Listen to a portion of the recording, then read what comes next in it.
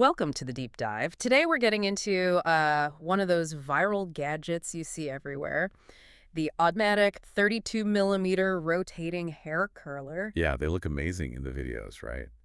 But we've been looking at the sources. And the big question is it a genuine shortcut? Or maybe just, well, snake oil in plastic form, as one review put it quite bluntly. Exactly. Especially when you, the listener, might be thinking about buying one, and they can cost, what, over 1,000 pesos locally? That's a big chunk of It change. really is, and the pitch is so appealing. Curl your hair with one hand, it spins automatically, adjustable heat, like having a little robot A stylist. mini salon in your grip, that's the promise. But when you dig into the source material, you see this huge gap opening up between the marketing and what people actually experience. Okay, let's start with the tech claims. They talk up these premium barrels, ceramic or tourmaline, supposedly for even heat. Right, that's the theory. Even heat distribution, less scorching. But here's where it gets a bit weird. They mention anti-scald tech, Yeah. but then list temperature ranges like 160 to 220 Fahrenheit. Now that seems kind of low to really set a curl effectively, or maybe it just doesn't get that hot. Or it means the inside is controlled, maybe? Because the big complaint we saw is that the outside, the part you hold, gets really hot. Way too hot to touch comfortably, according to lots of users.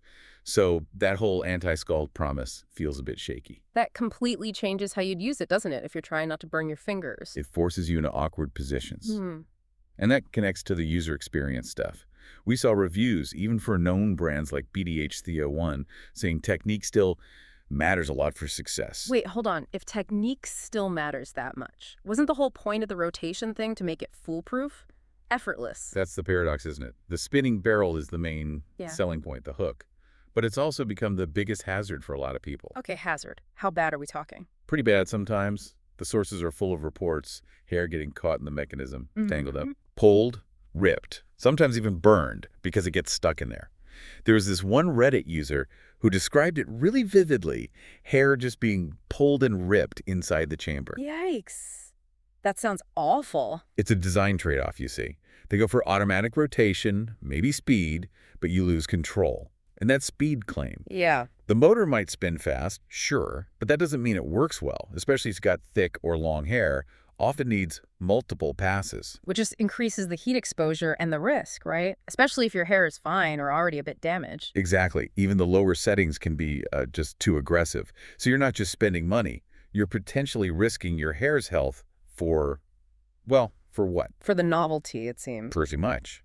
And when you factor in the price, often over 1,000 pesos, plus all the cheap, probably even riskier knockoffs out there, the sources lean towards calling it a gimmick masquerading as convenience. So, for you listening, maybe thinking about clicking buy, Yep. what's the bottom line? What's the alternative? Look, professionals, based on what we read, still overwhelmingly prefer the traditional stuff, standard non-rotating curling wands, good ones with reliable temperature control.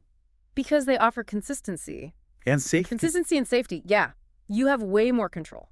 Now, can the automatic one work? Sometimes, for some people, sure, but the risk is definitely real.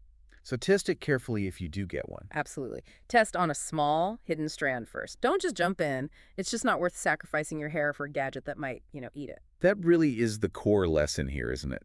If a tool promises to make things effortless, but ends up requiring extra care and carries a serious risk, you've got to ask yourself, what's the real price of that convenience? And is faster always better?